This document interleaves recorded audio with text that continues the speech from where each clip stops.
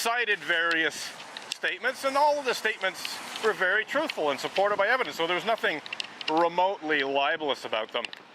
And you can be sure that I made that very clear in my response to Mark Banty and Sue Montgomery.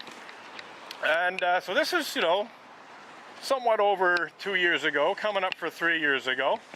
You know, all of 2015 has gone by, all of 2016 has gone by, and a good chunk of 2017 has gone by.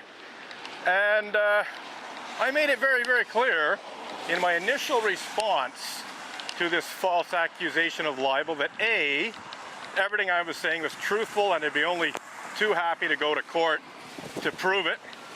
And B, I also made it clear to Mark Banty and to Sue Montgomery that my policy regarding false accusations that are brought against me is to consider the person or persons or group for that matter that made the false accusations to be standing by those false accusations until such a time as they formally withdraw them and properly apologize for them. So, needless to say, I made this clear to Sue Montgomery and Mark Banty.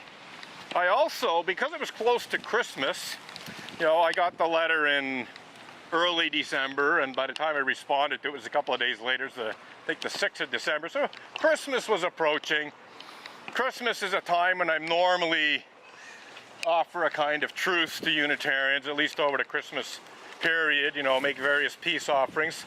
So I actually made a very generous peace offering to Sue Montgomery and Mark Banty in saying, you know, if Sue acknowledges that I am in fact telling the truth about her, that all of these statements that you claim to be libelous are not libelous, and in fact not only truthful but supported by various kinds of evidence, including videos and documents and so on, and if Sue publicly apologizes for making those statements, and also if Sue, in her capacity as the justice reporter, which she still was at the time, properly reports on the story that I tried to get her to report back in 2012, 2 years earlier. I thought that was a reasonable offer of conditional forgiveness. 3 conditions. A, acknowledge I'm telling the truth. B, properly and publicly apologize. C, tell the truth in an article in the Gazette in your capacity as a justice reporter for the Gazette. Well, Sue refused, of course, to do any of those things. In fact, she never communicated me with in any way to try and settle the matter. So as far as I'm concerned, Sue Montgomery and Mark Banty are still accusing me of libeling them, or her, I should say. Mark Banty's not accusing me of libeling him yet, but I've certainly told a lot of truth about him that's not very flattering, so who knows, maybe Mark Banty will try to pretend that I'm libeling him one day, but I don't think so, because I think he knows that he would lose badly in court if he ever tried to accuse me of slandering or libeling him, you know, such as by what I'm saying right now. No, what I'm saying right now is all very truthful, all supported by evidence, and not even remotely libelous or slanderous, and Mark Banty knows that. In fact, I think he knew very well that what I was saying about Sue Montgomery was not actually libelous. I think he just plain lied in his cease and desist demand letter. I think he was certainly in a position to know that what I was saying about Sue Montgomery was very truthful, you know, that my opinions about Sue Montgomery were very well founded on various facts, readily provable facts, and yet he nonetheless had the unmitigated gall to have me served with a cease and desist demand letter that falsely accused me of making libelous statements against Sue Montgomery in an effort to intimidate me into removing the truth from the internet. Wanted me to remove the Emerson Avenger blog post, wanted me to remove tweets, wanted me to take down YouTube videos, all of which told the readily verifiable truth about Sue Montgomery. So I'm really not impressed with Mark Banty, and I've actually made that clear to him in not only my follow-up emails, but I actually confronted him publicly at one point. There was a panel about free speech issues sponsored by the McGill Institute for the Study of Canada a while back, and it turned out that Mark Banty was one of the panelists, and of course he was there in his capacity as a great defender of freedom of speech. In other words, his capacity as a pathetic hypocrite, because on the one hand he presents himself as a defender of free speech, and on the other hand he falsely accuses people of libel in an effort to hide the truth. So that's a two-faced hypocrite in my books.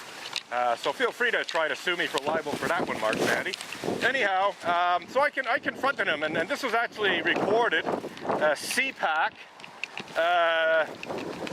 was recording the whole thing. I unfortunately wasn't able to record it. Sorry, sir. Yep. I wasn't able to record it myself. This was actually one of the few occasions where I was actually inadvertently blocked the sidewalk. This jogger came up behind me, and I was sort of oblivious. You know, so he said, "Excuse me," and just sort of ran around me on the inside. You know, if he'd said, "Excuse me," earlier, I might have been able to step out of the way. But I bring this up because one of the many false accusations that Montreal Unitarians bring against me is that I am blocking entrance to the church with my protest, and this is complete bullshit.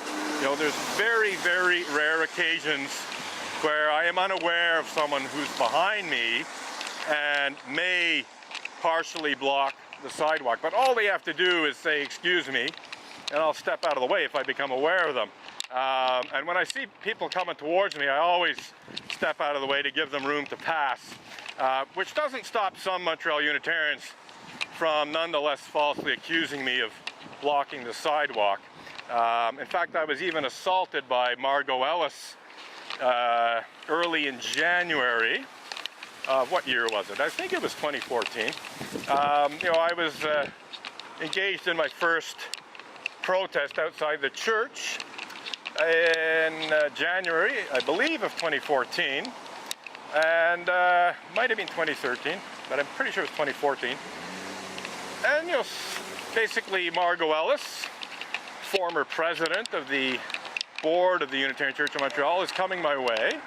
So I moved to my right to give her plenty of room to pass me on the outer part of the sidewalk. I basically moved to where that manhole cover is and straddle it.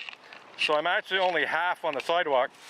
So as you can see, there's like lots of room for someone to pass on my left. But no, Margot Ellis barged right into me and gave me a body check worthy of a female rugby player, or maybe a female hockey player. And she's a hefty woman, you know, she's probably a couple of 100 pounds, you know. So she knocked me right off my feet, and I fell on my back in the snow. And, you know, so I verbally confronted her about that. I used the B word to describe her, which I think was perfectly appropriate in that circumstance. But I didn't do anything of a physical nature. I didn't make any kind of threat against her or anything like that. And I continued my protest. And I actually, you know, I was debating, you know, whether or not to bring assault charges against her. But I wasn't in any rush. It wasn't a big emergency. I wasn't really hurt in any way worth talking about. In fact, I wasn't hurt at all in terms of my self-assessment. I wasn't aware of any injury, but it was possible, you know, she could have possibly caused some internal injury that I wasn't aware of. So I like basically philosophizing over whether or not to have her charged with assault, because it was an assault. There was no question about it. She deliberately rammed into me. It was not an accident. And so what happens an hour later, the cops show up. Now, I hadn't called them. It wasn't me that called the cops. And initially it was just one guy, and he was initially questioning me about the fact that I do film my protest, you know, and I explained to him, you know, why I film it and so on, why I feel obliged to film it, to protect myself. And then these other cops showed up. So now we got at least 3 cops, because there was 2 others that showed up. I'm not sure if there was one more in the first car that showed up, but there's at least 3 cops, and we're discussing my protest. And then one of the cops, one of the new arrivals, said that a woman had fallen down outside the church and insinuated that I was responsible for this. So he didn't outright accuse me of assault, but he essentially insinuated that I had assaulted a woman outside the church, and that's why they were there, that a complaint had been made against me about assaulting a woman outside the church. And I said, well, that didn't happen. And he comes back and he says, we have eyewitnesses. So I said, you can't have eyewitnesses to something that didn't happen. So maybe somebody's claiming to be an eyewitness to this, but it didn't happen, so somebody's lying, So I actually tried to persuade the cops to go inside the church and get a formal written declaration from whoever was falsely accusing me of assault on a woman, and then I would have brought public mischief charges against that person or persons for making a false report to the police. And I actually made that clear to the police that was what my intention was. Yeah, you go in there, you get a report, you get them to sign their name to it, and I'm going to have them charged with public mischief. So you go and do that. Well, they didn't. What they did do is they took a complaint from me about the assault that Margot Ellis had committed about an hour earlier. I said, well, since you guys are here, and obviously I wasn't happy about being falsely accused of assaulting someone, most likely Margot Ellis, most likely by Margot Ellis, or at least her and an accomplice. And I suspect that this all arose out of the fact that she knew that she had assaulted me. She knew that I could bring assault charges against her. So in order to deflect the assault charges that she knew I could bring against her, she called the police, and I possibly had an accomplice with her, called the police and accused me of assaulting her so that she could claim, oh, no, I didn't assault him, he assaulted me. This is actually a common tactic made by people who assault other people. They pretend, no, I was a victim of the assault. You got the wrong person kind of thing.